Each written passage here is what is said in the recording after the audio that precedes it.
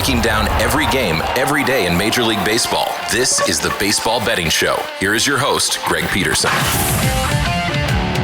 A warmer from Elo. Welcome to lovely Las Vegas for the Baseball Betting Show with myself, Greg Peterson, now part of the VSiN Family Podcast. We've got an excellent podcast for you as we're going to be joined in segment number 2 by one of our good friends as we're going to be chatting it up with mid-major Matt Josephs. He does great work over at ESPN Radio in Richmond. He also does a great job with the Prop Queen podcast and website. We're going to be chatting with him about how he takes a look at props a little bit differently this time of year rather than for the rest of the season. Additionally, we're going to be taking a look at just what is a very wild playoff picture in general and dive into some games for Sunday in the final segment. Going to get you guys picks and analysis on every game on the betting board for this baseball Sunday as we touch them all. If you do have a question, comment, segment idea, what have you for this podcast, you have one of two ways we offer those in. First one is my Twitter/X timeline at gunit_81. Keep in mind, letters EM. Naming does not matter, so as per usual, please do send these into the timeline.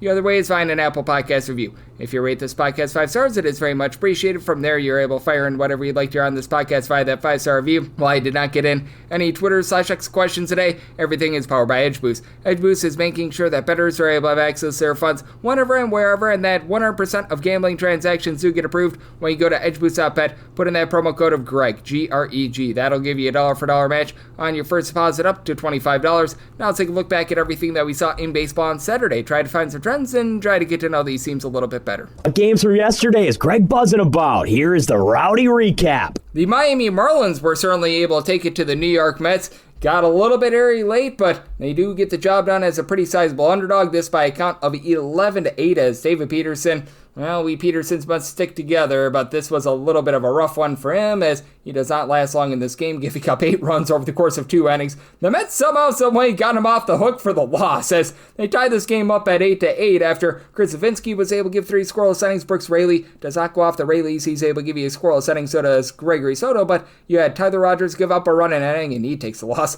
Edwin Diaz gives up 2 runs over the course of 3 innings, and for the Marlins, they go 8 of 17 with men in scoring position in this one. Surprisingly, no home runs hit by the Miami Marlins despite 11 runs, as for Edward Cabrera, not necessarily a great start by him. 3 home runs allowed, 6 runs, 5 of which were earned. Give it up over the course of 4 innings as going deep for the Mets. You had Francisco Lindor get his 26th home run in the campaign, Juan Soto his 34th home run in the campaign, and then Mark Vientos his 15th, and then Soto would also go deep off of Mr. Cade Gibson, his 35th home run of the season as Gibson gives up that home run, 2 runs in total in 2/3 of an inning. Lake Bakar, Ronnie Enriquez, Tyler Phillips, all in a scoreless inning, and Kelvin Fauché was able to give you 4 outs out of the bullpen scoreless. And for the Miami Marlins, they're actually a top 6 team in the big leagues in terms of runs per game when they're away from home. And if you take a look at what they've been able to do on the road, they've actually been one of your better road over teams in all of baseball this season, as well as they are 35 overs, 31 unders, and 2 pushes away from home. But your best road over team has actually been the Seattle Mariners. Things were a little bit underwhelming for them against the Cleveland Guardians on Saturday, though, as the Guardians do get a 4-3 win. As for Seattle, pair of home runs, Julio Rodriguez, 26th home run season off of Hunter Gaddis, and then Gavin Williams giving up to Ori Polanco, 22nd home run of the season, but Williams is very good, gives up that home run in 7 innings of work. Gaddis gives up 2 runs in 2/3 of an inning, but Cade Smith fronts out the bullpen scoreless to be able to get the save, and Kyle Manzardo goes deep off of Logan Gilbert, 23rd home run season for Gilbert, gives up 3 runs over the course of 6 innings, including that bomb. Caleb Ferguson, a run, give it up in an inning, and Gabe Spire, well, he inspired to give you a scoreless inning, and he did so, but too little too late. Your best road under team has actually been the Philadelphia Phillies this far this season, but they've been much better with their offense at home. Not quite that on Saturday, but find a way to persevere against the Atlanta Braves 3-2 in 10 innings as Chris Sale, back off the injury list, looked very sharp. He does give up a home run, but that's all he gives up over the course of 6 innings, and that was to Will Wilson, his 3rd home run season, and Christopher Sanchez was in midseason form. 1 run allowed over the course of 7 innings. From there, Tanner Banks, Yohan Duran, both give you a scoreless inning. Matt Strom gives up an unearned run in the 10th inning, but Phillies are able to bail him out as Trey Turner down for what? An RBI single in the 10th inning to be able to get the win. That comes off of Dylan Dodd, as Dodd inherited a few runners from Hunter Strand, who was charged with 2 runs, one of which was earned in a 1/3 of an inning. Yeah, Tyler Kinley and Rocio Iglesias both give you a scoreless inning, and prior to that, Pierce Johnson and Dylan Lee were able to piecemeal together a scoreless inning. The Milwaukee Brewers continue to have the best record in all of baseball, 4-1, they're able to take down the Toronto Blue Jays. As for the Blue Jays, this was a very good start from Kevin Gausman. 1 run allowed in 7 innings. Anthony Dominguez, a scoreless inning, and then Jeff Hoffman blew this game in the 9th inning. Got a pair of outs, and he gave up 3 runs, including 2 bombs. Jackson Chourio, 18th home run season. Christian Yelich, his 27th, and then Uriel Rodriguez and out of the bullpen scoreless. And for Milwaukee, this was exactly what they were looking for from Quinn Priester. 1 unearned run given up in 6 innings. Had to have his start skipped a few days ago. He was dealing with a wrist issue. Looked like he had no issues here, by the way. Nick Mears, Aaron Ashby, they combined for a scoreless inning, and Ebner Uribe, Jared Koenig. They're both able to end a scoreless inning, and for the Tampa Bay Rays, they lend themselves a win by a count of 4-1 over the Washington Nationals, as Josh Lowe was the main forward of power here. 2 home runs, 8th and 9th home runs of the season, all for RBI for the Tampa Bay Rays. Those both come off of Jake Irvin, who gives up 4 runs over the course of 6 innings. Connor Pilkington, Mason Thompson, Jackson Rutledge all lend a scoreless inning, and for the Rays, Ryan Pepiot, very good in this one. 5 scoreless innings, did walk 3, but still very sharp. Mason Englert gives up 1 run in 2 innings. Griffin Jacks, Brian Baker, they were able to give you scoreless 8th and 9th innings to be able to get that to the window. For the Boston Red Sox, they are going to lose this series to the Pirates. Pirates back-to-back wins, 10-3. They absolutely take it to Dustin May and the Boston Red Sox. As for the Red Sox, this is not what they were hoping for out of Dustin May, as he does give up a home run to Oneil Cruz, his 19th home run of the season. Overall for May, he gives up 6 runs over the course of 5 1/3 innings, earned 7 runs in total. There was an unearned run because there was a pair of errors out there in the field. Brendan Bernardino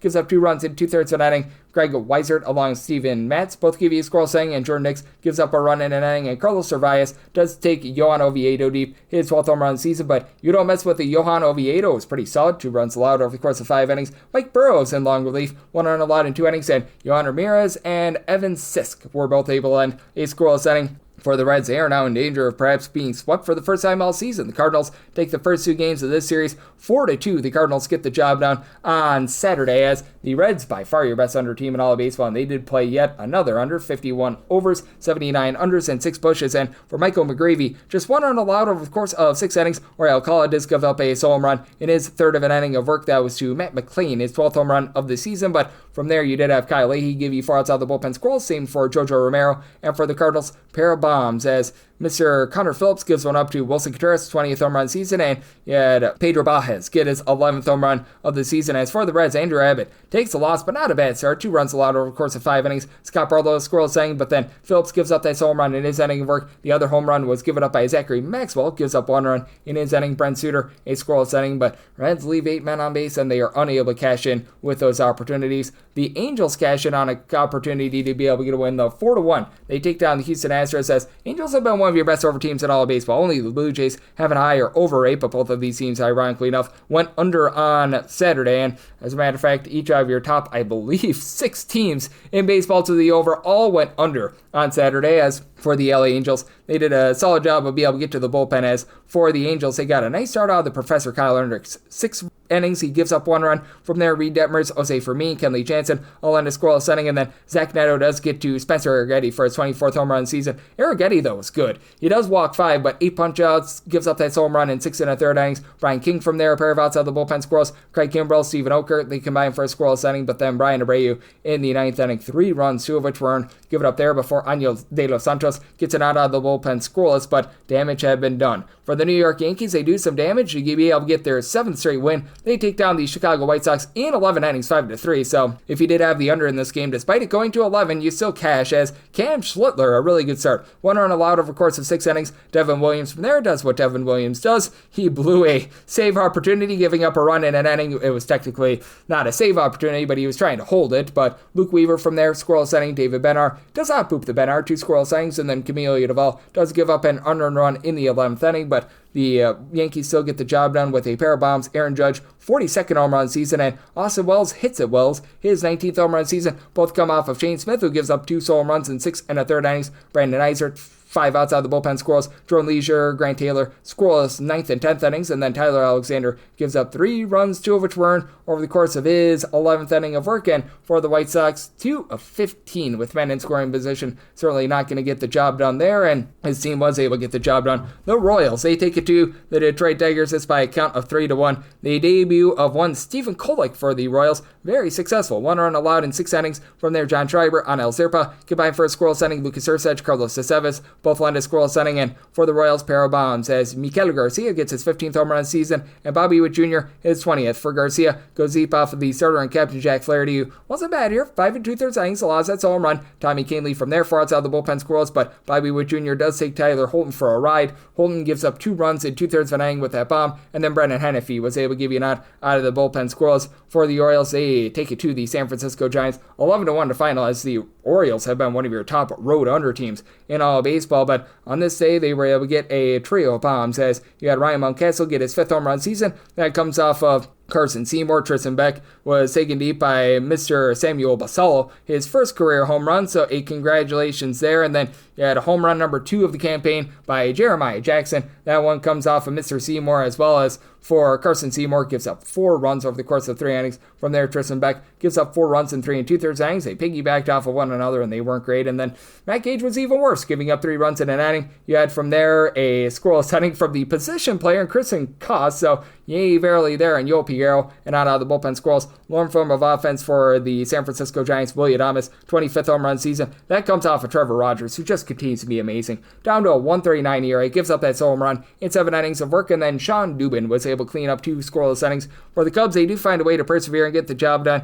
Left 11 men on base in the first 7 innings, but 4-3, they take down the Rockies. As for the Cubs, they were able to get a relatively good start out of Javier Assad. 3 runs allowed in 6 innings. Andrew Kittredge, Brad Keller, Daniel Palencia all lend a scoreless inning. And then for McCade Brown, he only lasts 4 innings, giving up 3 runs. Was lucky he didn't give up more. From there, Jimmy Herget gives up 1 run in 2 innings. Luis Peralta, Juan Mejia, and Victor Vodnik are all able to lend scoreless innings from there. And for the Arizona Diamondbacks, they lend the Dodgers another loss, 6-1. The Diamondbacks all of a sudden have been able to heat up as they get a good start here from Eduardo Rodriguez. 6 scoreless innings out of him. Bryce Jarvis gives up a run in 2/3 of an inning. Andrew Selfrank, 4 outs out of the bullpen scoreless, and Jake Woodford, a scoreless inning. Ilyarmo Vargas goes deep off of Kirby Yates in the 9th inning. 2nd home run in the campaign, and Tyler Glasnow does give one up to Corbin Carroll, 20th home run season. Glasnow gives up 3 runs in 7 innings. You had Eduardo Enriquez give you a scoreless inning, and then Kirby Yates, 3 runs allowed in the 9th inning, including that home run. But right now for the Dodgers, nothing doing in that lineup without Max Muncy. I have no idea how or why, but Max Muncy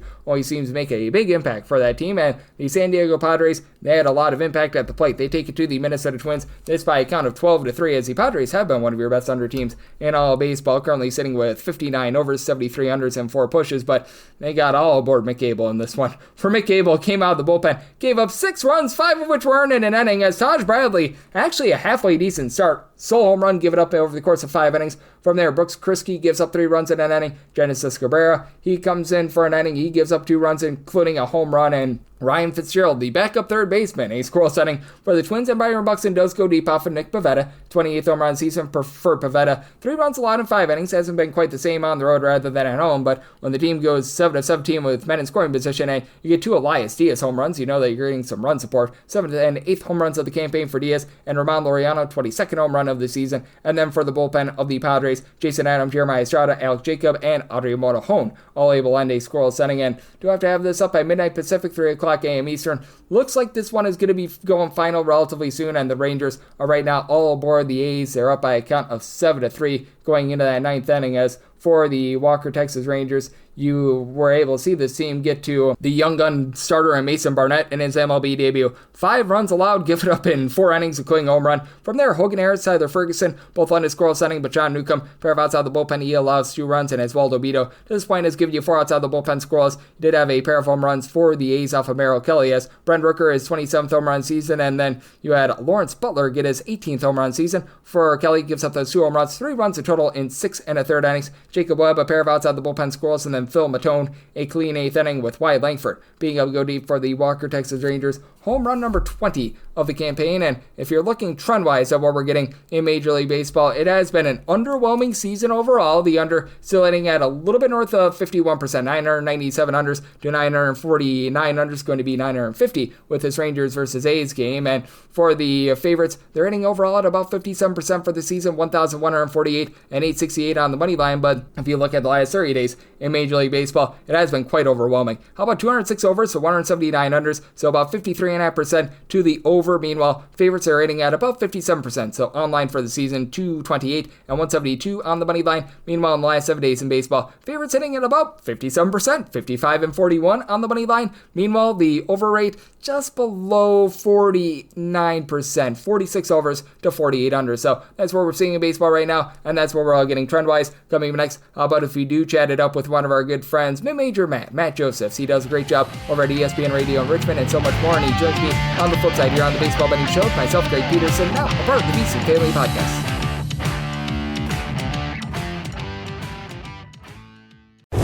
Breaking down every game, every day in Major League Baseball. This is the Baseball Betting Show. Here is your host, Greg Peterson. And we're back here in lovely Las Vegas for the Baseball Betting Show with myself, Greg Peterson, now part of the VC Family Podcast. Always great to be joined by this man as Matt Josephs, aka Mid-Major Matt. He does a great job on so many different fronts. If you're looking at college football this time of year, I know that he's doing a great job there. He does a tremendous job with his show, Border to Border, that's over on ESPN Radio in Richmond. He does a great job with the Prop Queen website and the Prop Queen podcast as well, looking at baseball, looking at college football, and so much more. And he, much like myself, getting set for the college basketball season, as you're able to follow Matt on Twitter/X at Mid-Major Matt all together. And it's always a pleasure, my friend. Thank you so much. Thank you for having me. Always great to have you aboard. And Matt, now we are coming up to the month of September. When this comes out, we are going to have that final day in August. Labor Day is upon us. And how do you take a look at the player prop market now here in the final month of the regular season as compared to maybe like the summer months? Because as we know, the weather is going to start to cool down. Are there a few things that you look at a little bit differently in September than what you take a look at for the entirety of the rest of the regular season leading up to this month? Well, certainly you're looking at the younger pitchers that are out there and potentially seeing less innings from them. We're now starting to head to the time when innings limits become a thing, and certainly we'll see some guys go a little bit shorter. You know, maybe they only throw 70 pitches in 5 innings instead of the 90 pitches that they'd usually do. So that's something you certainly have to look at, especially when it comes to the Rays. We just saw Ryan Pepio on Saturday go only 5 innings. You know, that's one of those things that the Rays do, is to preserve their pitchers for the future. And so obviously worked for the most part. They've had no injuries, at least long-term injuries for any of their starters, but that's something to certainly look out for. And then as we get closer to the playoffs, you want to watch out for the teams who want to line up their rotations for the postseason. And so they may have just some starters go out there and get a couple innings in, so that way they're fresh, but also ready for the postseason. Do you feel like this year might be a little bit different with that too? Because it feels like a lot of these playoff races are currently in limbo. There are some teams where you sort of know that they're going to make the playoffs, but you don't know if they're going to be a wild card team or if they're going to lock up the division, because like we all thought that the Dodgers were going to be able to coast in the NL West. That is currently not happening right now. Brewers, who have a relatively demonstrative lead out there in the NL Central, but they and perhaps the Detroit Tigers are really the lone two teams that it feels like things are looking very good for them, and it feels like we're going to have a lot of tight playoff races this season. And when you look at that one seed in the American League too, I mean, Detroit and Toronto are getting pretty tight, and of course, the Yankees and Red Sox are slightly behind the Blue Jays, which means they're slightly behind Detroit for the 1 seed. So yeah, I mean, there's a lot of things that still have to be determined with regards to the postseason. And I think you might see some teams make the decision of, I don't mind playing that extra series, because of course we've seen the recent history where the teams that have had the bye have struggled in that first series after the other team has already played a series. So I think down the stretch, that is certainly something to watch out for. And of course, we've talked about in the past here, with the teams that are not going to make the playoffs, most of them will probably play out the rest of their games and just get ready for the offseason. But I find occasionally when they get hot, they actually continue to play well. So like, let's say a White Sox or a Rockies put together a little bit of a win streak, you might find it a little bit extended because they suddenly gather a little bit of momentum with the few games that are remaining. Absolutely. And I do think that there are so many good examples of this. Like, I mean, prior to last year, the Detroit Tigers had a few years where they were below 500 and they were able to put together a really nice run. Last year, it was a run that made it all the way to the playoffs. So that was very interesting, as Matt Josephs, aka Mid-Major Matt, is joining me right here on the Baseball Betting Show. And how do you take a look at some of those non-playoff teams? Because you mentioned some of these teams being able to get hot and really give you good effort. And then, as we know, there are just some of these teams that they just absolutely are setting their tee times. They do not care about the final few games of the season. And I think that is just such a difficult process because it feels like it's two extremes. There are some teams that have a lot of pride. They're really giving you good effort. And then there's always those few teams that they really just do not care about the final few weeks of the regular season when they're out of it. Yeah, and that's something to kind of look at with regards to the streakiness. It's funny, the Rockies season was over in pretty much April, it felt like. They're not playing as badly in terms of like the strikeouts market. They were a heavy over team, and we kept playing over and over and over. And now we're starting to see more unders, certainly here. And I'm noticing that in Coors Field, they're starting to make a little bit more contact as well than they do outside of Coors Field. So that's something to certainly look at, because you're going to see a lot of ace pitchers going to Coors Field, potentially in that Giants and Padres series coming up later on this week. But this is a Rockies team at home that seems to play a little bit better offensively, even though their lineup is absolutely awful. Yep, and they've been an interesting team as well. And on Sunday, they're actually going to be taking on the Chicago Cubs, with it being Matthew Boyd on the bump for them. And this total's hovering between 11 and 11.5. And how do you take a look at the Cubs both at this game and moving forward? And a guy in Boyd who I always remember when he was with the Detroit Tigers, I liked his stuff, but it felt like he knocked himself out of starts a little bit too early because it felt like he emphasized strikeouts too much. He's done much less of that this year. His strikeout numbers are actually down, but his overall effectiveness has been way up. You're looking at pitchers going to Coors Field. You always want to see their history, or at least their recent history. I mean, I'm not going to go back to 2020 for something like that, but you look at the last couple of years, and I'm looking at Boyd now, and he has not been in Coors Field the last couple of years. Certain pitchers, let's just say their arsenal changes a little bit in the rarefied air of Coors Field, but a guy Boyd who has not gone deep in games lately. If you look at his last couple starts, 5 1/3, 5 1/3, he went 7 in Toronto, but before that, 5 innings at St. Louis. So, this is not a guy who's guaranteed to give you 6 innings, especially in Coors Field. The Rockies might be able to get to him a little bit. So I'll be interested to see what the outs number is for Boyd. I'm guessing it's going to be pretty low considering his recent history. But if they do put it a little bit higher because of the fact that Colorado has been a struggling offense, might want to look at the under here for Boyd, who, as you said, he's been all over the place strikeout wise. 8-3, 5-3-8 his 5 starts in August. That's the personification of being all over the place. Yep, and this has been a series that has been a lot of fun to be taking a look at, and I think we're in for a good one here between the Brewers and the Blue Jays, where Max Scherzer is right around the -120 and -125 favorite, total of 8.5, and I do think that the Brewers are doing for aggression, but I disagree with this line a little bit. I like the way that Brandon Woodruff has been rolling, and I'm sure that you've noticed this as well as I have. Brandon Woodruff has been one of the best strikeout pitchers in all of baseball since he's come off the injured list. Yeah, it's disappointing because there were seasons where I wanted to, probably last year, I wanted to take him to have the most strikeouts in baseball. And I know it was a pricier type of prop, but as you said, he does have a lot of great strikeout stuff. He is going up against Toronto, and I've noticed with regards to Toronto, at least as of late, against the ace pitchers, they've had a little bit of contact issue. Peralta had 8 in 6 innings. Joe Ryan had 7 in 5 innings. Paul Skeens had 8 in 6 innings. So usually I would say look at the under when it comes to Toronto, but add in the fact that this will be a Sunday lineup, and certainly there is a potential that they could put in some backup guys. Of course, with the fact that there is a holiday on Monday, you might see less backup guys on Sunday and maybe more of them on Monday. So certainly that's something to take a look at, because there are some teams who believe in the Sunday backup thing and to send out a lineup that's not very good, and that will make the difference when it comes to the strikeouts. And then, look, on the other side, you got Max Scherzer, who has been pretty good for Toronto. Milwaukee's a team that you want to play as much as you can at home, and certainly on the road, you want to at least fade them a little bit here, with this game being in Toronto and it being a quick 3-game series before they come and take on the Phillies. I think that'll be really interesting to see how they look on Sunday. And do you play this Sunday a little bit differently, because you mentioned it is going to be Labor Day on Monday, so congratulations to all of you folks that will be having off on Monday. But as we know, typically on Monday it's a bunch of night games. It's sort of like a little bit more of a getaway day for a lot of these teams, but most teams are going to be in action on Labor Day, and most of these teams are going to have a quick turnaround having to play a day game on Monday. Yeah, that's why I feel like if you look at the lineups and it looks like everybody's going to be in, then Monday might be the day when you have some backups in, and that's something that I always look at.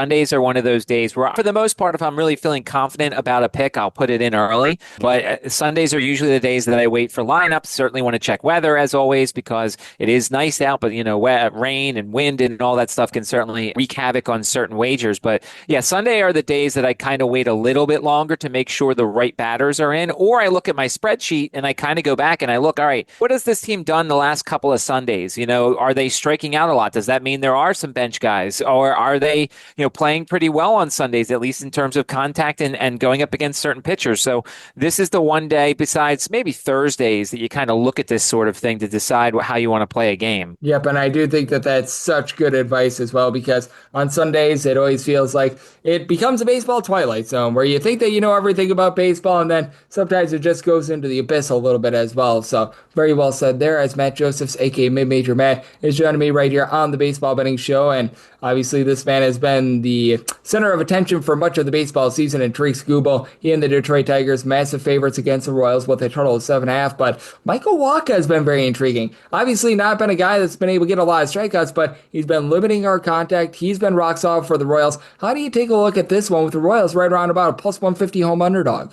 Yeah, and you look at Skubal, and he was so good in against the A's, and obviously most of the runs he gave up were unearned, so therefore his ERA is still very good here. But you look, I mean, this month he's got a 3.06 ERA. He's had 4 starts, or at least poor by Skubal starts, and if you look at 3 of those starts were on the road, and so certainly he's going up a Kansas City team. Salvador Perez has tremendous numbers against Skubal in his career, so that's somebody, if you're playing DFS, or if you want to play something there. Perez has 4 home runs against Skubal in his career, 11 of 36. On the other end, Bobby Witt Jr. is 4 of 30, so he's a guy that has not seen Skubal very well. Wacha's an interesting guy, as you said. Like, his strikeout numbers are very low, and you're usually going to get like a 2.5 or a 3.5. Now, the interesting thing here is the Tigers strike out a lot. Detroit is a team that strikes out a lot as a team. He is coming off the paternity list, so that's something that certainly is interesting, depending upon how you feel he's going to be after watching his wife give birth, and maybe he's a little tired or he's a little extra motivated.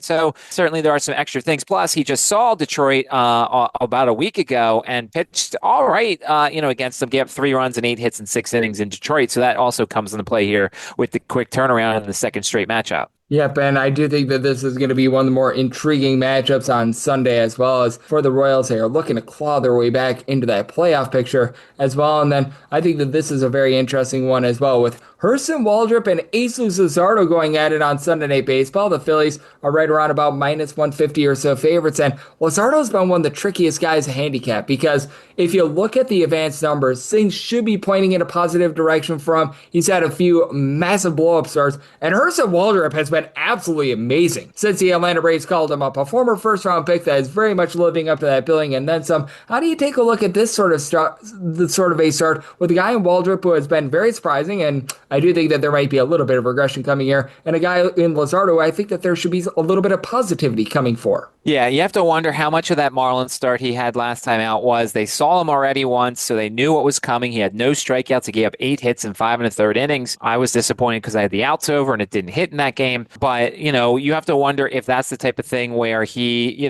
had these struggles because Miami's already seen him, in which case you kind of put that in the back of your mind for the second time he goes up against a team. But the first time, my goodness, he's been tremendous so far this season. He goes deep in games, 6 and 7 innings. And certainly when you look at the Phillies, much like the Yankees, if they hold them down, these pitchers are going to go a long time. If not, they're going to get out early, because I feel like the Yankees and the Phillies do such a good job of beating up on starting pitchers so early in the game that they leave and they go under their outs prop. But like those few times that they navigate the lineups tremendously, you'll see these guys like Bryce Elder went 7 innings. I mean, that's pretty amazing considering Bryce Elder went 7 innings. If you actually look at the last couple of right-handed starts, Bryce Elder went 7, Cal Quantrill went 3 1/3, McLean went 8, and then previous to that, Kodai Senga went 4. So it feels like there's a pattern with the Phillies that they either get to a guy early and they leave, or else they struggle those second and third times through the order. So it'll be interesting to see what Waldrop does. Jesus Luzardo is a very good pitcher when nobody's on base, but then when people get on base, he just struggles mightily. And it's one of those things where he's almost a better live betting pitcher.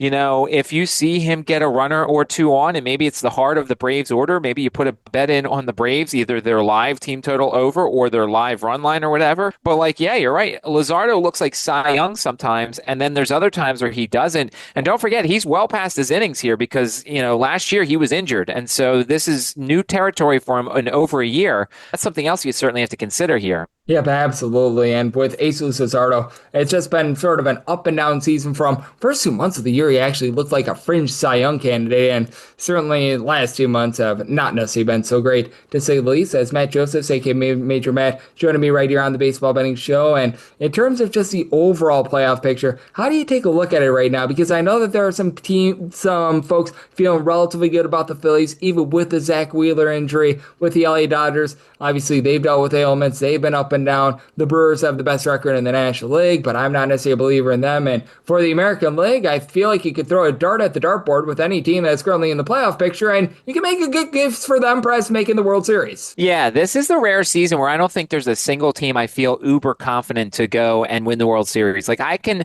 poke holes in almost every team in the majors right now, and usually that's not the case. Usually, back in when the Yankees were dominant, we'd say, oh yeah, the Yankees, of course, and the Red Sox and the Dodgers, and like we used to know when the Braves were really good, we used to know. But like this year, you look at every single team in the postseason, and you're like, well, they do this really well, but they don't do this, and then they do this, and this is where I think it's all about just getting hot. Year after year, the Phillies look like a tremendous regular season team, and then they get in the postseason and they can't hit, which is why I'm sitting here and people were, freaking out over the Mets series, and it's like, well, they have those series. They had the Seattle series where they looked like the best team in baseball, and then they faced the Mets and they looked like the worst team in baseball. That's part of the whole 162 game season thing, which is why if you get hot towards the end, I think this year more than any other, you can roll through things. If you're San Diego and you've got 6 bullpen arms and you just need 5 innings from your starting pitchers, and then you just roll out, all your relievers and everything, that's great. If the Reds somehow get in, I know they're fading fast because they're 5 games out or so, but they've got really good starting pitching to get them through a series. The Royals have decent starting pitching. Of course, they would have better ones without the injuries, but this is the year that I feel like whoever gets hot at the end of the regular season, they're the team to watch out for in this postseason, because every team's got strengths and every team has flaws, and usually it's not the case in baseball. Yep, absolutely. And man, it has been just a wide open season from the get-go, and it's going to be a lot of fun to see what we get here in the final month of the regular season and what should be a lot of mayhem out there in October. And Matt, is there anything else that you're taking a look at, whether that be a future that you're looking to play? And I think that it's becoming very apparent that you're much like myself, feeling like it's a very, very murky season on that front, but anything else that you might be taking a look at in terms of the Sunday board? Yeah, it's funny because while we're saying that there's nobody who is the runaway team, that does probably mean that there is some value on a future. You just got to find the right team and be ready to see them potentially lose in the first round. Like that's just the way this thing is. You could find the team that you love and they could win the World Series, but they could also lose in the first round, because I don't think there's anybody that is that much better than anybody else. For the Sunday board, I'll be interested in seeing what Ian Seymour looks like. Ian Seymour pitched very well in Cleveland, 5 innings, had 8 strikeouts, gave up 1 hit. You look at his numbers throughout the season as a reliever, and he had some strikeout stuff, but he never went very deep. And he's going to face a Nationals team that's not as good against lefties. They average 6 strikeouts per game against left-handed starting pitchers, and pretty much everybody has had a pretty solid day. I mean, Bailey Falter had 5 strikeouts. That's ridiculous. Wisenhunt had 5 strikeouts. These guys get a lot of strikeouts. So I'll be very interested to see what Seymour's number is. I know that it'll be his second start of the season, or at least his second legitimate start of the season, but that's something I'll be watching. I'm not a Brad Lord fan, that's for sure. I can tell you that. And then which Justin Verlander shows up. It feels like there's Justin Verlander who channels his old ace days, and then there's Justin Verlander who pitches like the guy who is what his age is right now. So that's something to watch out for. And Sugano is going to give you innings and give you quality innings in San Francisco. Dean Kremer didn't do that on Friday, but that's a very interesting matchup. And then of course Brandon Pfaadt, who has been terrible so far this season, going up against Yamamoto. You can see why Arizona is priced the way it is in this game, but I mean for good reason, because that starting pitcher just hasn't been very good this season. Yep, absolutely. And man, it has been wild what we've been seeing there, and I'm so glad that you mentioned Ian Seymour. I was wondering why the Rays kept him in the bullpen, because he was actually a good starter with the Durham Bulls earlier this season as well. We all remember the movie there, but they're actually a good minor league team as well, and it's good to be able to see him get this opportunity against a bunch that has not been slugging the ball this far this season. So we've got a lot of fun coming up on Sunday, and Matt, you're doing a great job of being able to break it all down. You're doing also a great job on the college football front, and you, much like myself, getting set for a tremendous college basketball season. So love to get people at home know it's all on tap for you, and how people can follow along on social media and other platforms. Yeah, I've been Major Matt on Twitter. We've been doing really well in baseball the last 2 weeks. All my plays are posted in the Action Network app and posted on my Twitter account, so everybody can follow along when we're doing well, when we're not. I always like to answer questions because I know that I play markets that you do not look at, whether it's first threes, first fives, pitcher props, hitter props, things like that. So I'm always willing to help out any sort of listeners with any sort of questions they have. Even if it's not a play of mine, I'm still willing to give an opinion. And of course, the college football season, a good Thursday, a good Friday, Saturday, of course, is to be determined. We'll see how that finishes up. But of course, there's games on Sunday and Monday as well. So looking forward to the college football season. And of course, the NFL as well. We're a couple of days away from my Eagles beating the Cowboys and starting out the season 1-0. Absolutely, and football is now back in our lives with the Philadelphia Eagles. They're going to be getting started sooner rather than later. When it comes to college football, we've got it all week long, and Matt is doing a great job of being able to break it all down. So big thanks to Matt for joining me on the Baseball Betting Show, now part of the VSiN Family Podcast. And coming next, it is that time of the podcast. I give you picks and analysis on every game on the betting board for this baseball Sunday as we touch them all. Breaking down every game, every day in Major League Baseball. This is the Baseball Betting Show. Here is your host, Greg Peterson.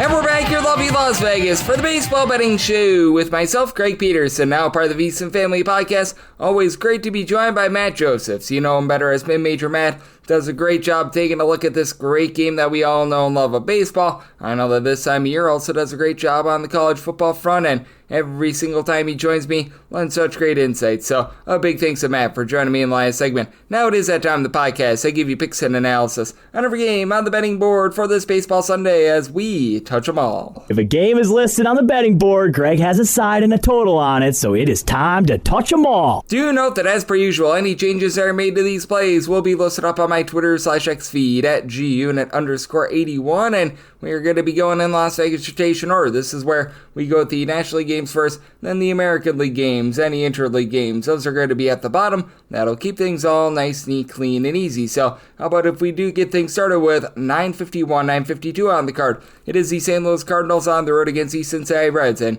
yes, we're on to Cincinnati, and they're on to one Mr. Brady Singer getting the start for them, and Andre 3000 Palante goes for the Cardinals. Cardinals are between plus 112 to plus 120 underdogs. Minus 130 to minus 140 is that number on Cincinnati with a total of 9. Under is minus 115, and the over is minus 105. And a game where I'm going to be willing to lay it with the Reds. Brady Singer has really come into his own. Set him as a minus 149 favorite. For Singer overall for the season, if you look at the 4.06 ERA, you're not necessarily impressed or wowed, but you look at what Singer has done recently. 5 out of his last 6 starts, he has given up 0 or 1 runs. The strikeout numbers are way up. 6+ punchouts in 3 out of his last 5 starts. Overall for the season, 8.7 strikeouts to 3.4 walks per 9 innings, but he's at a career best 0.9 home runs allowed per 9 innings. The fielding dependence down to a 383, so that's lower than his ERA. He has been really good, and he gets to go up against a St. Louis Cardinals team that, if you look ever since the All-Star break, this has not been a great offense. As a matter of fact, they are right there with the Chicago Cubs, dead last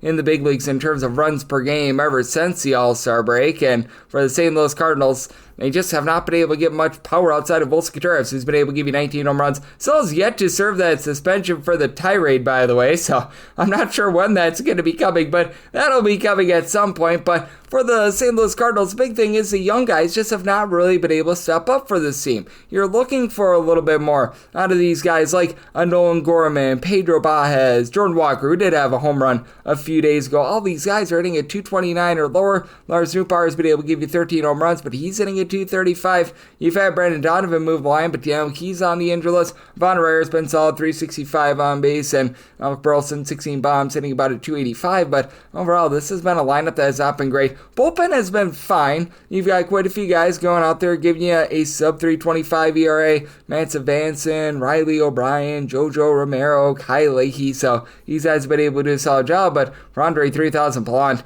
it's almost like he's giving up 3,000 runs per game. 5.44 ERA. Fielding dependence a little bit lower than that, but he's given up about 1.4 home runs per 9 innings. He's getting 6.2 strikeouts at 3.1 walks per 9 innings, 4+ runs allowed in each out of his last 4 starts. Now, for the Cincinnati Reds, it's not necessarily a super duper fearsome lineup, but 1 through 9, they do a nice job in terms of moving the line. Elly De La Cruz being your main man, 19 home runs, has been stuck on 19 for quite a while, but 345 on base, over 30 stolen bases, and then you've been able to get good production out of Spencer Steer now with 17 home runs, though he's only hitting a 235. Navoli Marte has been great for the team since coming off the injury list. Hitting a 295, he's been able to supply 12 home runs. Austin Say's kid has been able to hit for about a 260. Gavin Lux, 350 on base. CJ Friedel, 360 on base. So do you think that the Reds go out there, get the job done, especially with having a bullpen that is good enough? They're right around about league average. You've got Emilio Pagan, who gives up a few too many homers, but he and Tony Santin have both been able to give you a sub-3 ERA. Scott Barlow, Lewis May, Graham Ashcraft, these guys are between about a 3.35 to a 3.75 ERA. Should be enough to get the job done. Did some by total at 9.3. Think that Singer experiences a little bit of regression, so I'm going to be in on that 9 over, and the Reds on the money line. 9.53, 9.54 on the card. The Atlanta Braves are on the road against the Philadelphia Phillies. Jesus Luzardo goes for the Phils. Hurston Waldrop is on the bump for the Atlanta Braves. 8.5 is the total. Overs minus 115, unders minus 105, plus 128 to a plus 135. That number on Atlanta, and then you're getting minus 145 to minus 157 on the Phillies, and set the Phillies at a minus 146. So minus 145 is the max I'm willing to lay, but I'm going to be willing to lay for Jesus Luzardo. Really, ever since the beginning of the month of June, it's been a disastrous run, posting up over a 5.50 ERA, but he's coming into his own, giving up 3 runs or fewer in 5 out of his last 6 starts, and if you look at the advanced numbers, 4.23 ERA, but a 3.08 fielding dependent, 10.6 strikeouts per 9 innings, 0.8 home runs allowed per 9. The strikeout numbers are still there, 7+ punchouts in 3 out of his last 5 starts, so he's been pretty rock solid with that regard. For Luzardo, he just had those few disastrous starts towards the beginning of the month of June. I think it was 12 or 13 spot that he gave up to the Milwaukee Brewers was very much an ERA multiplier. That was not great, to say the least, and Hurston Waldrop certainly has not experienced that, as he has pitched 30 innings in his 5 appearances thus far, and this man has been absolutely masterful. 3 runs allowed in 30 innings. He has yet to give up a home run, not getting a ton of swing and miss, 7.2 strikeouts per 9 innings, but he's keeping things out in front of him, only allowing 2.1 walks per 9 innings. Now, this is going to be his biggest test. Yes, he goes up against a Philadelphia Phillies team that's averaging over 5 runs per game at home, and you've got Kyle Schwarber giving you Schwarbombs, 49 home runs, 370 on base. Bryce Harper's up over 20 home runs. He's been able to supply about a 360 on base, and then you've got Harrison Bader, Trey Turner, both pair of guys hitting about a 350 with regards to that on base. Not a ton of power outside of that. Nick Castellanos has been able to give you 16 home runs, but less than a 300 on base. You've had someone like Armando Sosa, Brandon Marsh, these 2 guys be able to move line for you. And for the Philadelphia Phillies, overall for the season, they are in the bottom half of the big leagues in terms of bullpen ERA, but it's a much improved bullpen from what we saw towards the beginning part of the season, as you now have Jose Alvarado back in the bullpen. He, Yohan Duran, Matt Strom, Ryan Kirkring have all been able to give you sub 325 ERA. Jordan Romano is currently out of the bullpen, and that's a good thing, so you only have to really dodge Joe Ross in terms of a real whammy in this bullpen. And for the Atlanta Braves, if you look at the offense recently, it's actually been very good ever since the All-Star break. You've got a pair of guys in Marcell Ozuna along with Matt Olson, who have both been able to supply 20 and 21 home runs apiece. Both give you between about a 358 to a 368 on base, albeit Marcell Ozuna only a 228 with regards to batting average. And Michael Harris is the exact opposite. 17 home runs, hitting a 251 but a 273 on base. Would like to see that on base be a little bit better, but Ozzy Albies, he's only hitting a 235, but he's up to 13 home runs. Nick Allen continues to be terrible. He's hitting a 225. He's provided 0 home runs this season. You need a bit more there, but Ronald Acuna Jr. coming back, give you 425 on base, 15 home runs, and 250 at-bats. He's been able to do a rock-solid job for this Atlanta Braves team. They do find themselves in the top 7 in all of baseball in terms of runs per game ever since the All-Star break, and the bullpen has been an issue for this team, as you do have Dylan Lee starting to balloon that ERA up to about a 325. You've been able to get some good production, though, out of the likes of A. Pierce Johnson. Tyler Kinley in a Braves uniform has actually posted up a sub-2 ERA, but Racio Iglesias continues to be awful. He's been giving you well north of 4 ERA. Dylan Dodd has been a little bit up and down, so do think that the Phillies do a nice job of being able to get to that bullpen, and what I think is going to be a relatively well-pitched game between these 2 starters. I said my total at 8.3, so I do like the under, and for the Phillies, I'm going up to a minus 145 on that money line. 9.55, 9.56 on the card. The Mets are going to be playing us in Miami Marlins. One Sandy Alcantara is on the bump for Miami, and Kodai Senga goes for the Mets. Mets are between minus 167 to minus 178 favorites, plus 144 to a plus 155. That number on Miami. 8 is the total. The over is minus 115, and the under is minus 105. And if you are currently willing to lay a run half with the New York Mets, the FanDuel openers are always very interesting, to say the least. But right now, I'm finding that initial opener of a plus 118 in terms of laying a run half.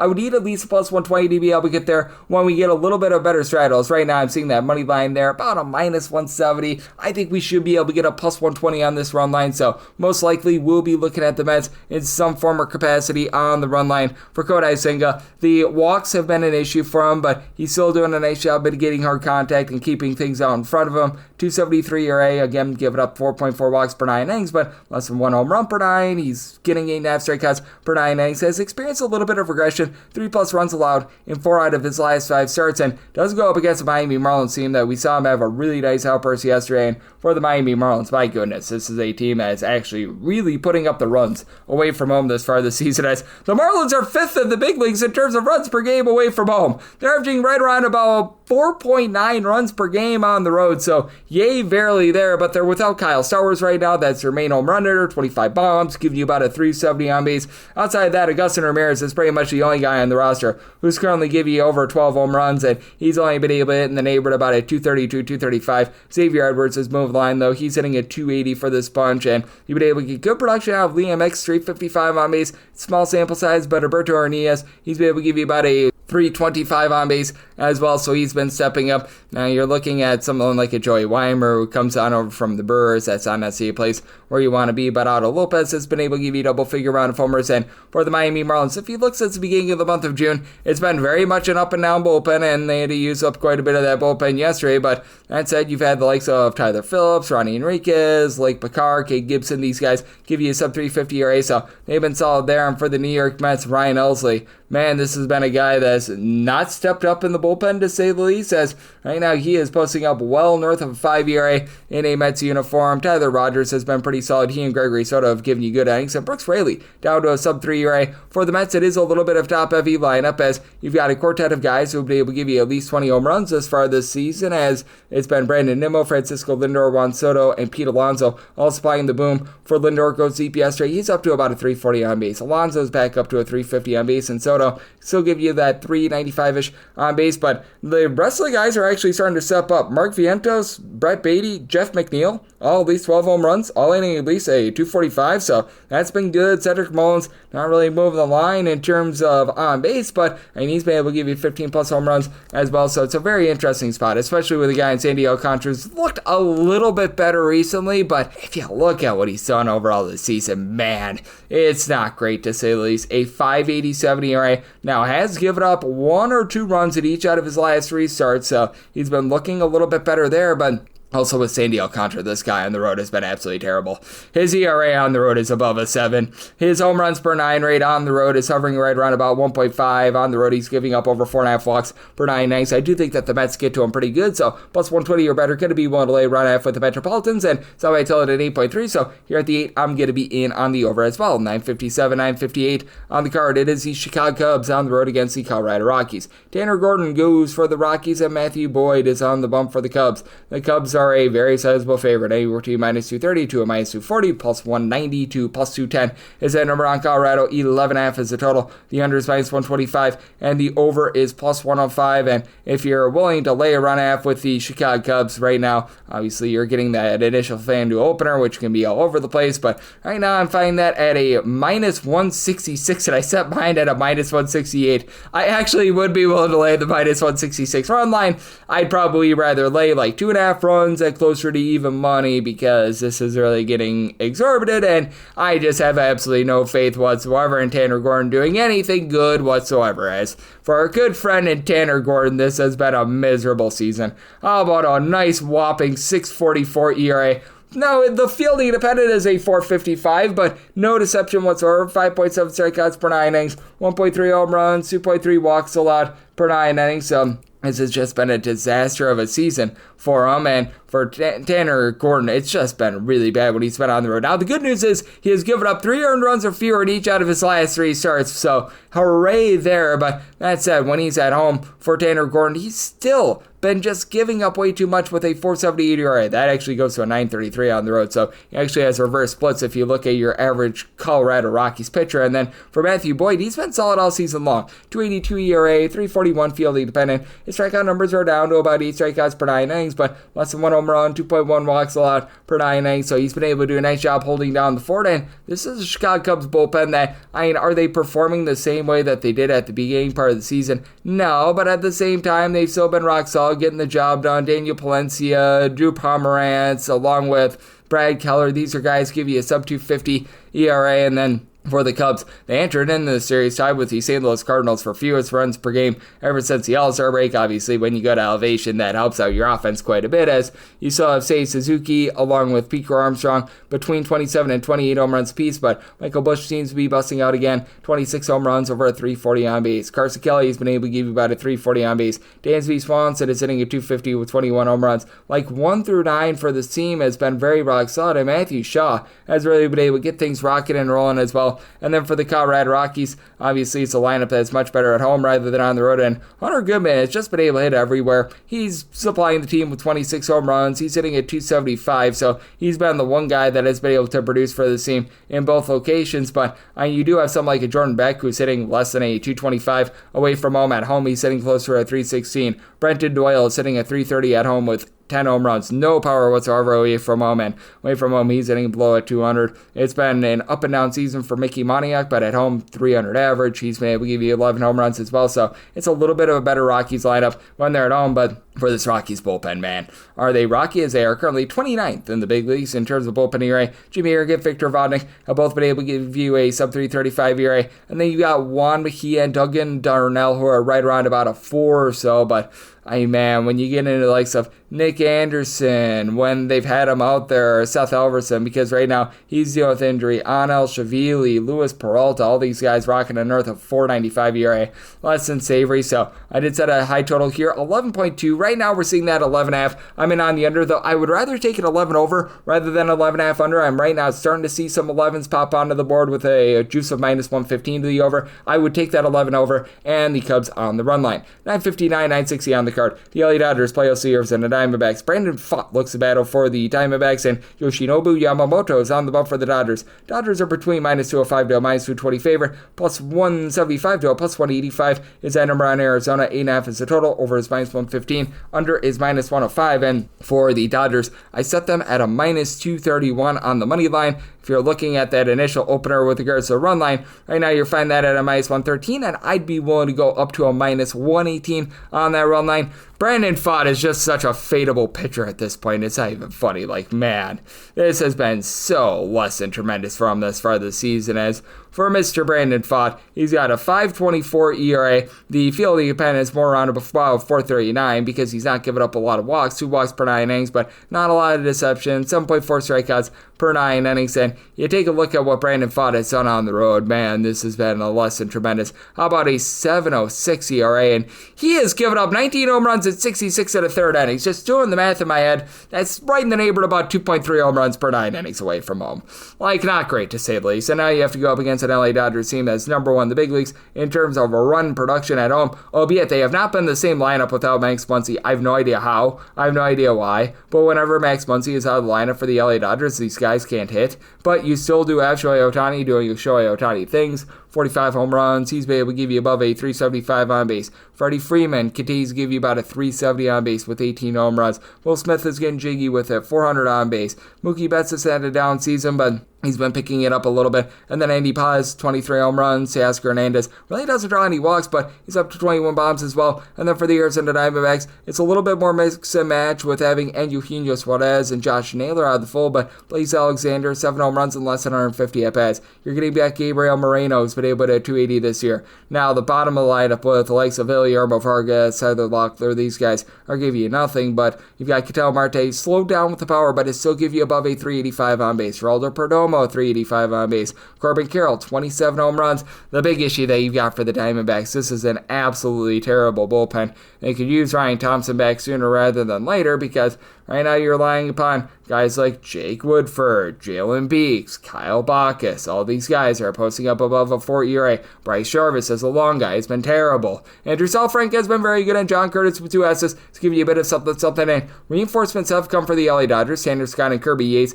These two guys both do have a north of 350 ERA, and you do have Alex Vesia now on the injury list, but Blake Trine coming back is big for this team. Ben Gasparis has been absolutely terrible, so the less that they can use of him, the better. But I do think that for Yoshinobu Yamamoto, he's going to be able to give you a good start, despite the fact that he's actually been posting up a better ERA when he's been away from home rather than when he's been at home. And for Yamamoto, what you like about him is that, for one, he's able to get quite a bit of swings and misses, as he's up to about 10 strikeouts per 9 innings. He's also limiting the deep ball, only 0.8 home runs per 9 innings, so 290 ERA, 318 fielding dependent. He has given up a grand total of 11 runs over the course of his last 3 starts. All of those were road starts, so I think that this will be a nice bounce back for him. Did some I told it at 8.7, so to go along with the Dodgers run line, I'm in on the over. 961, 962 on the card. The Seattle Mariners are on the road against the Cleveland Guardians. Tanner Bybee is on the bump for Cleveland, and Mr. Bryce Miller is on the bump for Seattle. And Seattle is a very small favorite of between minus 111 to a minus 120, even money to plus 106. Then around Cleveland, 8.5 is the total, under is minus 115, and the over is minus 105. And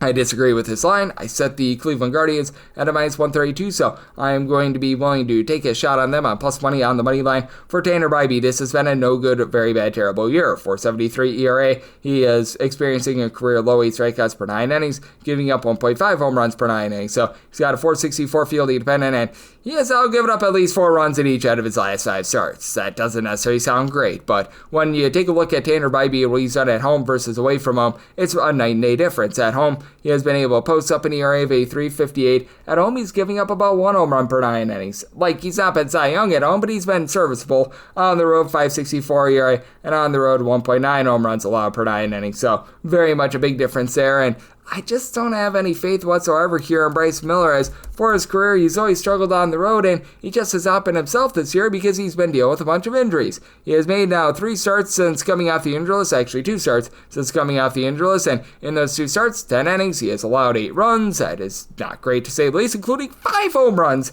in 10 innings. So, yeah, not great. He's, overall for the season, has given up 1.5 home runs, 4 walks per 9 innings, but again, you take a look at the entire career of Bryce Miller. So this doesn't cover just this year, but this also covers his first 2 years prior to this year. 3.11 home ERA. At home, he has given up about 1 home run per 9 innings. On the road, he's giving up closer to about 1.4 to 1.5 home runs per 9 innings, and is rocking a 4.86 ERA. Now, he is backed up by a bullpen in which the top guy's been solid. Even though Andres Munoz has blown like 7 saves as far this season, he's been very good in that bullpen. He, Matt Brash, Edward Bizardo, along with Gabe Spire, but able to give you sub 3.25 ERA. And this is a team that's obviously going to swing for the fences. Big dumper Cal Raleigh, 50 home runs, about a 350-ish on base, and then Eugenio Suarez has not really hit for any average whatsoever with Seattle, and he's given you 42 home runs as far this season. Randy Arozarena, Julio Rodriguez are both up to 24 plus home runs. Arozarena about a 340 on base. Rodriguez is hitting at 260, and then Dom Canzone really doesn't supply a lot of power, but does a nice job hitting for about a 275. He moves the line, and the biggest complaint that you got with this Cleveland Guardians team, it's a very top-heavy lineup. Jose Ramirez has been great, 26 home runs, 360 on base. You got Stephen Kwan, who's been able to about a 370 for this team as well. And then you got a cavalcade of different guys. They're in between about a 220 to a 235. Brian Rocchio, Anel Martinez, Kyle Manzardo, Carlos Santana, Gabriel Arias. And for Manzardo, he's been able to give you 22 home runs. But then you also have the Summit Plummet guys of CJ Kafis, Nolan Jones, Bo Naylor, David Fry, John Kenzie Noel, Austin Hedges, all these guys. They're in below 220. It's not been great to say the least, but the Guardians are a top 6 team in terms of bullpen ERA, and really since Emmanuel Clase was put on the leave, this team has actually been even better in the bullpen, as you've had the likes of a Cade Smith, along with Eric Zabrowski, Nick Enright. These guys step up, be able to give you a sub 315 ERA. Hunter Gaddis has been able to get his act together, so for the Guardians, I do think that they find a way to get the job done here. set them at a minus 132, so do think that the wrong team is favored. I'm going to take the Guardians on the money line, and do like this total under as well. Did set my total at an 8.2, 963, 964 on the card. The Angels are on the road against the Houston Astros. It says Hunter Brown is on the bump for the Astros, and you've got Jose Soriano on the bump for Los Angeles. Los Angeles is between a plus 149 to a plus 157 underdog. Minus 165 to minus 182 is that number on Houston. 7.5 is the total. Over and under both at minus 110, and for the Astros, if you're willing to lay a run half with them, we're checking out that initial FanDuel opener. You're getting plus money at a plus 118, and sign me up there, plus 102 or higher. I was willing to take a shot. Now, Jose Soriano has some very interesting home and road splits where he has been much, much better when he has been away from home rather than at home. For Jose Soriano, overall for the season, 385 ERA, 363 fielding dependence. He keeps the ball in the yard, 0.6 home runs per 9 innings. Not much of a swing and miss guy, 7.9 strikeouts, 3.8 walks per 9 innings. He has given up now a combined 12 runs in his last 4 starts, despite having 2 starts where he gave up 0 runs. He had a 5 spot and a 7 spot along the way, so it has been very much all or nothing for our good friend and Mr. Soriano. But that said, with Jose Soriano, when he has been at home this far this season, he's had some massive issues, posting up a 5.11 ERA. It doesn't sound like much, but he's giving up right in the neighborhood about 0.85 home runs per 9 innings at home. On the road, he's giving up 0.45 home runs per 9 innings and is rocking a 2.69 ERA. Very nice. And for Hunter Brown, on the flip side, he has had some very good performances recently. He had one rough outing in his last time out where he gave up a bunch of unearned runs against Colorado Rockies. He gave up 6 in total, but only 2 of which were earned. But overall for the season, 2.37 ERA, 2.93 fielding dependent. He's getting his punch outs, 10 strikeouts per 9 innings. He's giving up only 0.8 home runs per 9 as well. So he's been able to do a very rock solid job there. And he gets a face off against a lineup that, it has not been great to say the least for the LA Angels in terms of moving the line and getting on base. It's been great from a power perspective. They're a top 5 team in terms of home runs on a per at-bat basis, bottom 6 team in terms of being able to find a way on base. Taylor Ward, 30 home runs, 320 on base. Joe Adell setting fire to the rain with his 30 home runs, but 297 on base. Luis Renifo, he's hitting a 245, but just a 295 on base out of him. Logan O'Hoppe has 19 home runs with a 261 on base. Even Mike Trout, 20 home runs. He does give you a 360 on base, but his batting average is down to about a 230. Nolan Schunnell has been able to give you 355 on base, but he's been dealing with injuries. Zach Neto has been able to give you 23 bombs, 24 stolen bases. He's been your most well-rounded player on the team, but for the LA Angels, this has been a bullpen that has been having its almighty struggles. Kenley Jansen along with Brock and Roll Burke have both been very rock solid. Both of these guys are giving you a sub-325 ERA, but then you've got the likes of Sam Bachman, Ryan Zephyrian, Reed Detmers, Jose Fermin. These guys all give you above a 4.10 ERA, so that's been a little bit less than amazing. And for the Houston Astros, they have been dealing with a few ailments with regards to their bullpen, most notably Josh Hader being on the injury list, but you still have the Bryants, Brian King, Brian DeBreu, Steven Okert. These guys have been very solid in the bullpen, being able to give you a sub-325 ERA. They are no longer with Sean Dubin after he pooped the bed on the team, but overall it's been a pretty solid bullpen, and for the Astros, this has just been a lackluster offense ever since the All-Star break. Post-All-Star break, they've been in the bottom 3 in the American League in terms of run production, despite the fact that Jose Altuve is looking like the guy that we all know and love. 23 home runs, hitting at 275. Christian Walker, he's been able to round into form. 21 home runs, he's out above a 300 on base. Yanier Diaz hits for a 254, but just a 286 on base, but even he's been able to give you 18 home runs. Cam Smith has been having a little bit of issue recently. He's down to hitting for about a 240, but Victor Caratini has been able to give you about 11 bombs. He's hitting at 260 as well, so he's been able to do a pretty rock solid job there. And then for the Houston Astros, I do think that they are going to do a good job of being able to get to Jose Soriano. I do think that they get the job done. What I think is going to be another lower scoring game. I did set my total at 7.7. I do think that the 7.5 has gone just a scotch too low as Soriano. I think he's doing for a tad bit of regression on the road, so do like the over, and I do like the Astros on the run line.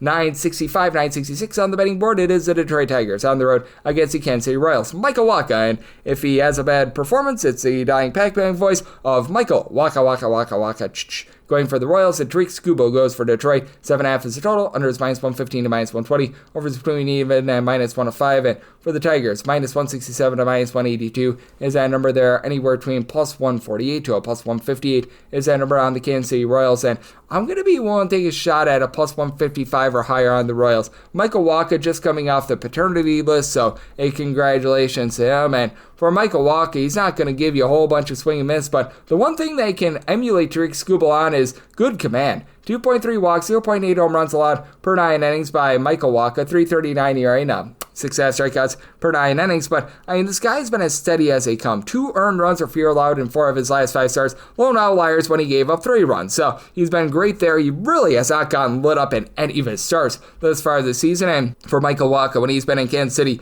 he has been very rock solid. How about a 2.71 ERA with 4 home runs allowed in 73 innings when he's been at home this far this season. And for Tariq Skubal, he had a little bit of like a early August funk. He has been able to snap out of it. Last 2 starts, he has been very good in terms of earned runs. Now, he gave up a whole bunch of unearned runs in that start against the Athletics. There were some bad errors out there in the field. I honestly don't put it on him, even though he gave up that grand slam. You can make of it what you want. He still was able to give 12 strikeouts, and he was charged with 1 earned run. So, it is what it is. 2.28 ERA. Feeling you put more around to 2.27. He's been giving you 11.5 strikeouts and 1.4 walks per 9 innings. Both of those league qualifying American League starters. He's giving up 0.8 home runs per 9 innings. And for the Kansas City Royals, this has actually been a really good lineup ever since the All-Star break. Post All-Star break, this has been a top 7 team in terms of runs per game. I do feel like that's going to dry up sooner rather than later. Now you have Mikey Yastrzemski with 4 leadoff home runs in his 26 games with the Royals, so yay verily there. And Vinny Pasquantino has not hit for a ton of average over the last 35 or so games, but he's still hitting for a 260 overall for the year. 28 home runs. Salvador Perez, he's been able to give you 23 bombs. He's only give you about a 290 on base, but he's been rock solid. Miguel Garcia is hitting for a 314 bombs. Bobby Witt Jr., 19 home runs. So, all these guys have been able to do a really nice job there. Now, the guys at the bottom of the fold, whenever you've had out there the young guys like a John Rave, who they had to send down to the minor league level, these guys just have not been able to produce for you. You got Kyle Isbell, who hits for about a 267, but only 4 home runs this season. And Jonathan India hitting for a 232 with 8 home runs. You just expect a little bit more there, but this is a Royals team that does have the better bullpen, as you've got Lucas Erceg, Carlos Aceves, both give you a sub-3 ERA. Daniel Lynch is off the injured list, looking rock solid with a sub-3 ERA. John Schreiber, Taylor Clark, these 2 guys have stepped up, being able to give you a sub-325 ERA as well. And then for the Detroit Tigers, if you look since the beginning of the month of June, this has been an absolutely putrid bullpen, with Tommy Kahnle being absolutely terrible for this team. Why they have Brett Herb down at the minor league level, who's given you a sub-325 ERA this season, and has been a guy that you can utilize in a wide variety of ways, I have no idea. Troy Melton has been solid as a long guy, about a 250 ERA. Will Vest has been able to do a nice job as well, 275 ERA as well. Since they picked up Kyle Finnegan, has yet to give up an earned run, so you like that. And for the Detroit Tigers, this is a top 8 team in terms of runs per game, and on any given day, you can have between 7 and 8 guys hitting between about 258 to a 272. You've got a lot of consistency throughout the lineup, and you do have some power. One of the guys that typically does not hit above a 255 is Spencer Torkelson, 240 average, but still 333 on base, 28 home runs, and then you got a whole cavalcade of different guys hitting between about a 255 to 272, and all these guys I list off entered into Saturday between 11 and 14 home runs. Vencio Perez, Zach McKinstry, Avi Baez, Cole Keith, Gleyber Torres, along with as well Dylan Dingler. And then you do have Riley Green, 32 bombs, Kerry Carpenter, 22 bombs. So, it is overall a very fearsome lineup, but I do think that both of these teams are going to be held down. Kansas City has been playing quite friendly to pitchers this year, so plus 155 or better. Looking at that Royals money line, and I'm in on the underside by total 7.3, 967, 968 on the card. The Yankees are on the road facing off against the White Sox. Martin Perez is on the bump for the White Sox, and Luis Eel is on the bump for the Yankees. Yankees are a favorite of anywhere between minus 185 to a minus $2 favorite, anywhere between plus 162 to a plus 172 is that number. On Chicago, 9 is the total, under is minus 115, and the over is minus 105, and I'm going to be willing to take a shot on the White Sox. Set them at a plus 164. Martin Perez has had a small sample size this year because he has been limited due to injury. When we've had Martin Perez out there, he's actually been really good, though. He has made 7 appearances, 2.02 ERA with a 2.95 fielding dependent. I have no idea where this is coming from whatsoever. He's not necessarily a strikeout artist. 8 strikeouts at 3.3 walks per 9 innings, but he's allowed 1 home run in 35 and 2/3 innings. So, yay, verily there for him. And then you've got on the other end a guy that has been pretty rock solid in terms of getting strikeouts in Luis Eel, but this is the living form of Rick the Wild Thing Vaughn. As for Luis Eel, overall for his career, 10.2 strikeouts per 9 innings, just came off the injury list. This is start number 6 for him. He's only been able to get about 8.5 strikeouts per 9 innings this season, and 6.4 walks per 9 innings. Now, he's only given up 1 home run in his 5 starts, but he's also only gone 24 innings, so that's a little bit of an issue, and you just don't know what you're going to get out of this guy, because I don't think that he knows what he's going to be able to give you in this start. And for Luis Gil, he has given up 1 or 2 runs in each out of his last 4 starts. How he's done it, I have no idea. He's given up 3+ walks in each out of his last 2 starts, and he is backed up by a bullpen for the Yankees, and it's starting to look much better as David Bednar has been able to give you a sub-3 ERA in a Yankees uniform. Yuri De Los Santos, along with Luke Weaver, have been relatively solid with a sub-3 ERA. Whenever they've had to go to Brent Hendrick, he's been sort of up and down at the minor league level. He's been pretty solid as well, and for the New York Yankees, it's just all about avoiding Devin Williams, as Devin Williams has been absolutely terrible for the team. But then you do take a look at this Yankees lineup, and you've got a whole bunch of mashers on this team, as you've been able to get 26 to 28 home runs out of Trent Grisham, Jazz Chisholm, along Cody Bellinger, and all 3 of these guys at least a 335 on base. Paul Goldschmidt, after he had a little bit of doldrum period towards the early summer months, he's been able to get back on base. You've got Aaron Judge, 440 on base, 41 home runs, and then Anthony Volpe along with Austin Wells are certainly supplying power with 18 and 19 home runs apiece.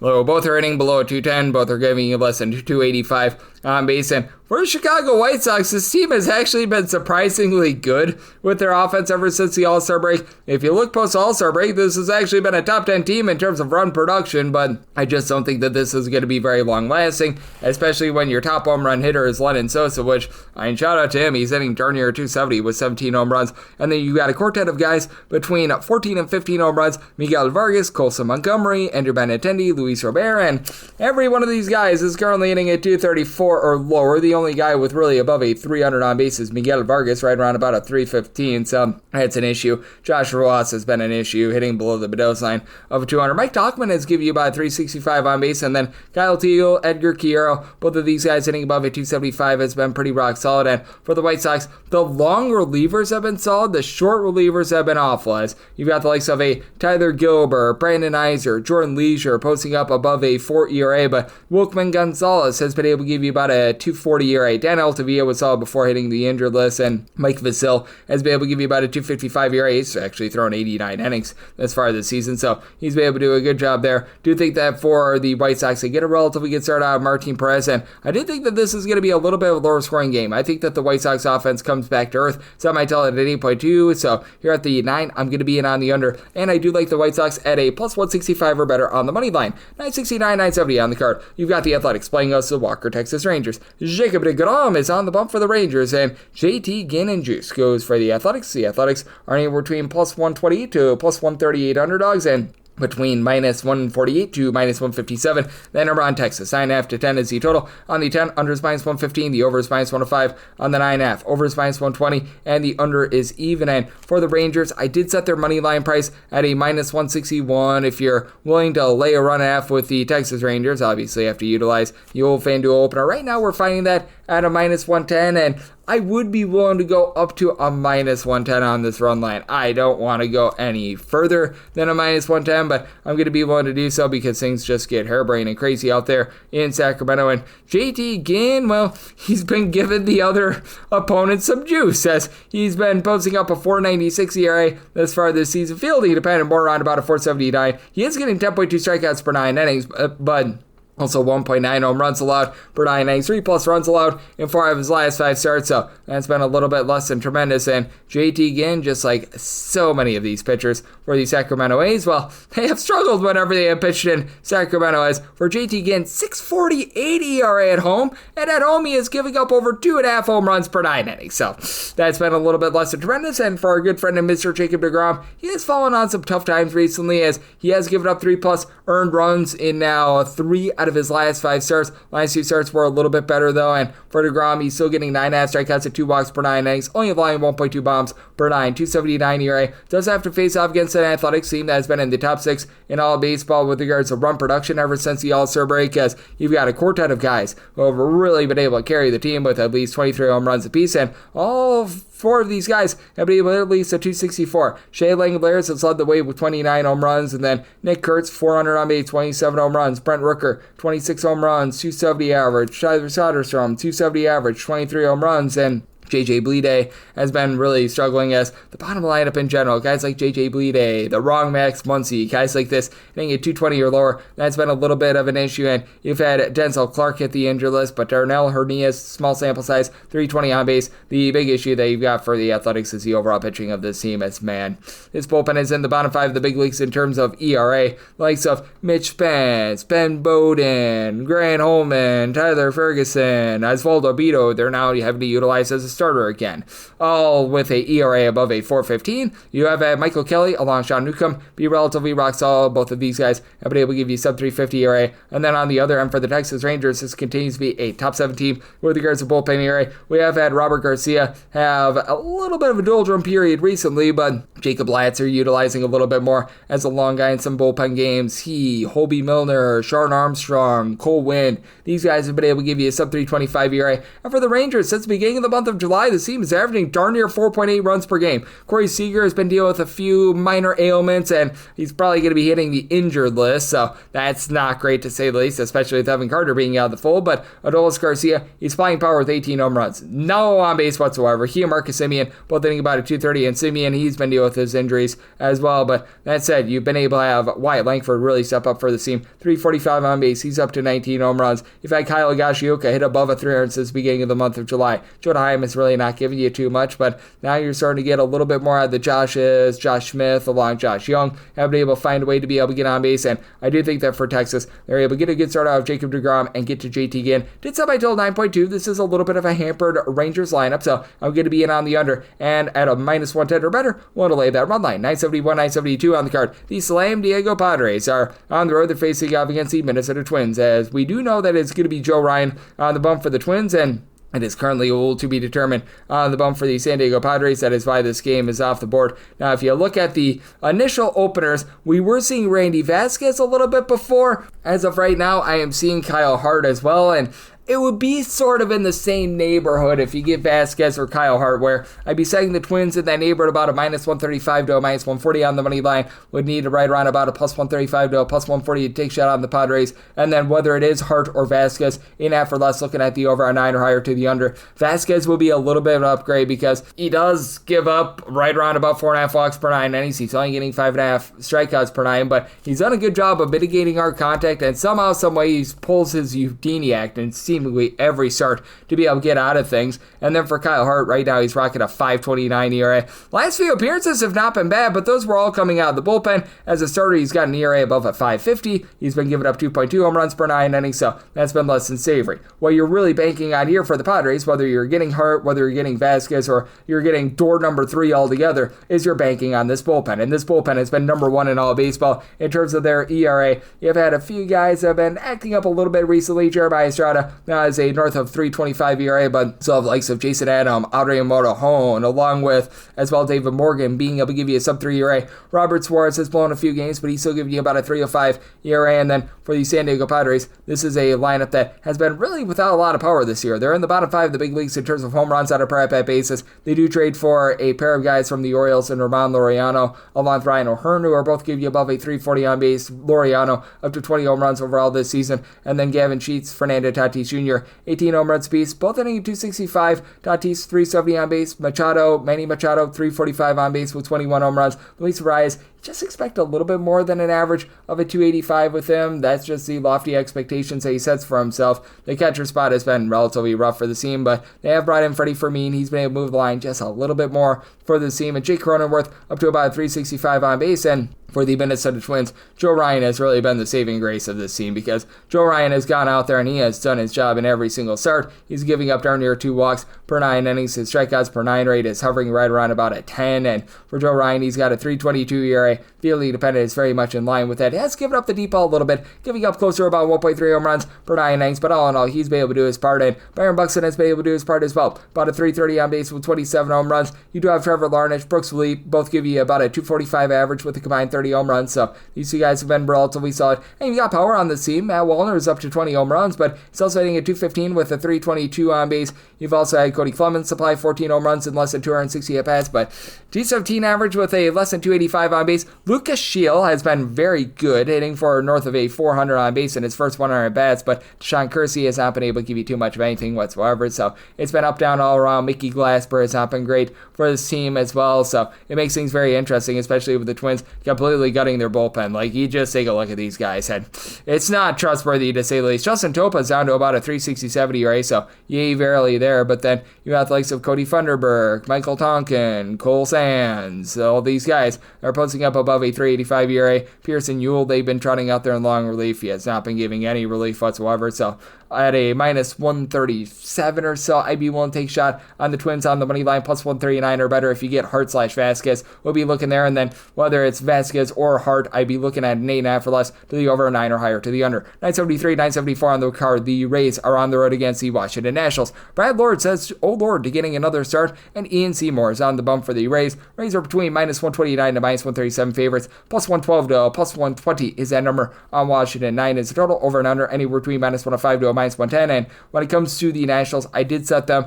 at a plus 144, so I'm going to be willing to lay it with the Rays. Ian Seymour was a really effective starter when he was with the Durham Bulls earlier this season, and he was trotted out there in long relief quite a bit for the Tampa Bay Rays, as this is appearance number 14, but only a second start. In start number 1, he was tremendous against the Cleveland Guardians. 8 punch-outs allowed, 1 hit, and 5 shutout innings. So, yeah, you love to see that. And I mean, overall, at the big league level, whether he's coming out of the bullpen or he's a starter, 318 ERA, 316 fielding dependent, 11 strikeouts, so 1 home run allowed per 9 innings. He has been rock solid for this team, and he goes up against a Washington Nationals team that they don't really hit at home. Like, they're a top 12 offense away from home with about 4.5 runs per game. They're averaging less than 4 runs per game at home, and Brad Lord has been one of the few good things for this team. 384 ERA, 386 fielding dependent. Not a strikeout artist with about 7.3 strikeouts per 9 innings, but it's allowing less than a home run per 9 innings. Bottom has fallen out on him a little bit as he's given up a combined 11 runs across his last 2 starts. Those came up against the 2 New York teams, but I mean, overall, it's better than what you're getting out of this bullpen, which is dead stinking last in the big leagues in terms of ERA. Like, man, you don't have a single trustworthy guy in this bullpen, other than maybe PJ Poulin, who's been giving you a sub-3 ERA, so hooray there. But then you got the likes of Connor Pilkington, Jose Ferrer, Shinkuzi Ogasawara, Jackson Rutledge, Orlando Rebalta, Edward Salazar, Andre Lara. You just go down the list of guys posting up an over 420 ERA, Mason Thompson. So, yeah, that's not great to say the least. And for the Tampa Bay Rays, why they've got Eric Gorze currently at the minor league level, I have absolutely no ideas. They're trotting out there the likes of Griffin Jackson, Brian Baker, who have not been good thus far this season, but he's still been able to get good production out of Pete Fairbanks, sub-3 ERA. Garrett Clevenger has been very rock solid, and Brian Van Bale probably has a little bit of upside in this bullpen as well. This is a Rays team that does find themselves in the upper half of the big leagues in terms of run production. Junior Caminero, 39 bombs. Doesn't really draw a lot of walks, but he's hitting at 260. Brandon Lau, 27 bombs. He's hitting at 260. You've had Jonathan Aranda on the injury list for quite a bit, but Yandy Diaz continues at 285 with 22 plus home runs. And then Josh Lowe, he was able to get a pair of home runs yesterday. He's been having a little bit of a rough season, but I mean, they've had Jake Magnum and Chandler Simpson to pick him up and really steal some bags. Simpson hitting just below 338 stolen bases.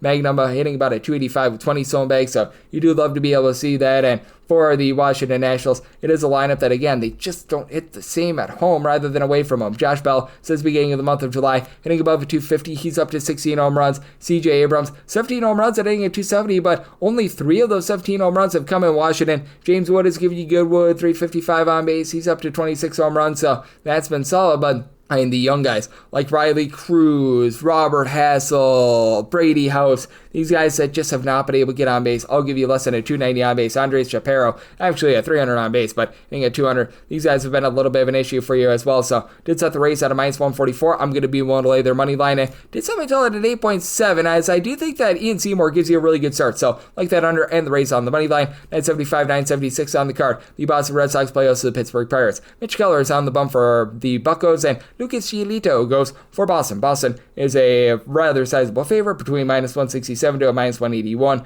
between plus 148 to a plus 155. Then around Pittsburgh, 8.5 is the total. Over is minus 120, and the under is even. And for the Pirates, I set them at a plus 233. I'm going to be willing to lay the run line of the Boston Red Sox. If you're looking at that initial opener with regards to the run line, that's currently a plus 110. I was willing to go up to a minus 119, as I just really like the form of Lucas Giolito right now. For Lucas Giolito, he had a little bit of a rough go of it to begin the season, but has rounded into form overall for the season. A 3.47 ERA, does have a 4.19 fielding dependent. He's only getting about 7.5 strikeouts per 9 innings. He's been way down in terms of the swing and miss stuff, but if you look at what Lucas Giolito has been able to do really since the beginning of the month of June, you throw out that first start against the LA Angels, so you're looking at pretty much June 10th on. I believe that is a time span of 14 starts. He has been able to really just hold it down for the team. He's been giving you a sub 250 ERA. The walks per 9 rate is below a 3. He's been giving up only about 1.1 or so home runs per 9 innings, so he has really been able to do a good job of being dominant there. And for Mitch Keller, he's just throughout his career always struggled on the road. His career home ERA is right around about a 4. It's right around about a 5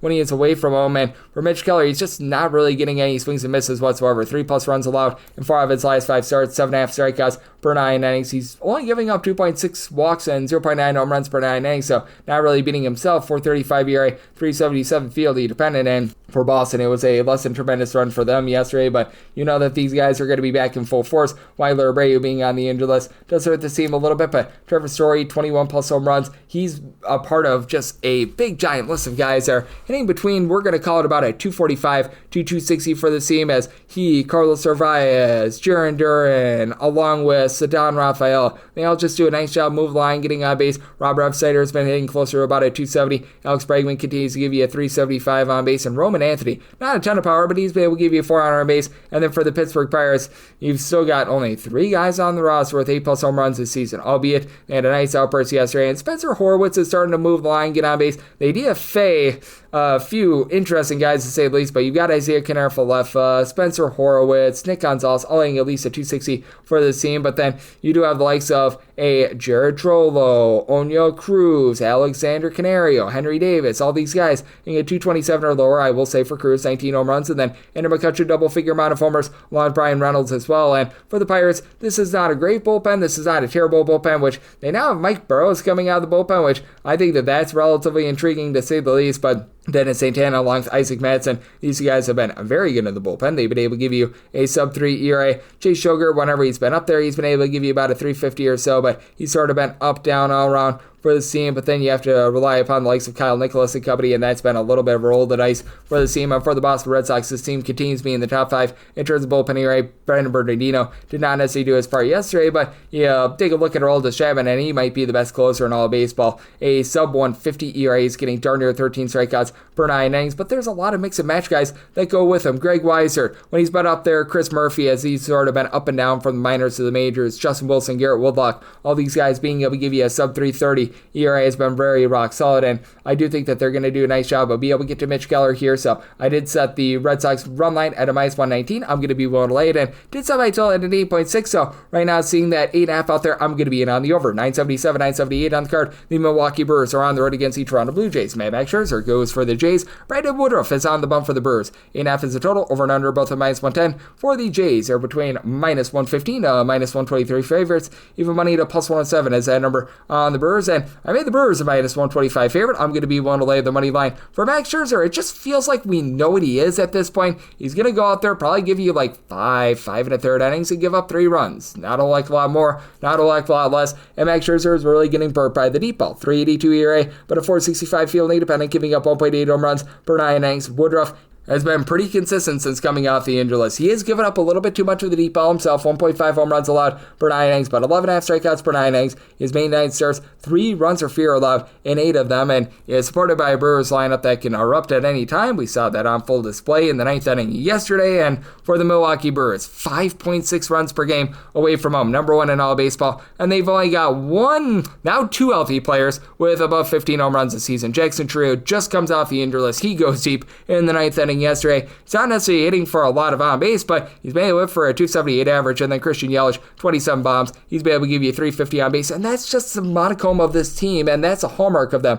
as you've got he in a Brewers uniform and a Brewers uniform only. Andrew Vaughn, Bryce Terang, William Contreras, Sal Frelick, Isaac Collins, all give you at least a 351 on base, and then Andrew Ministerio is hitting a 285. You've had Caleb Durbin now give you about a 330 on base, so 1 through 9. The Brewers don't necessarily have a ton of power, but they do find a way to be able to move the line, and For the Brewers, since the beginning of the month of June, this has been a top 7 team in terms of bullpen ERA, like Severe Ashby, Shelby Miller, Nick Mears, Abner Uribe. I'll give you sub 3.25 ERA. Have been rock solid. They do have to deal with the injury to Trevor McGill, but it's much better than that of the Blue Jays, who they're right around about league average with regards to their bullpen ERA. They did have to use up quite a few of their trustworthy guys, and why they're still trying out their Jeff Hoffman as their closer, I have no idea. Louis Varland in a Blue Jays uniform, north of a 4 ERA, but overall for the season, he, Braden Fisher, Brandon Little, Rodriguez, who I mentioned before, I'll give you a sub 3.70 ERA. And for the Blue Jays, this continues to be one of the best lineups in all baseball, averaging 5.3 runs per game at home. That is number 1 in the American League, as George Springer, 24 bombs, 390 on base. Vlad Guerrero Jr., 385 on base, 21 home runs. And then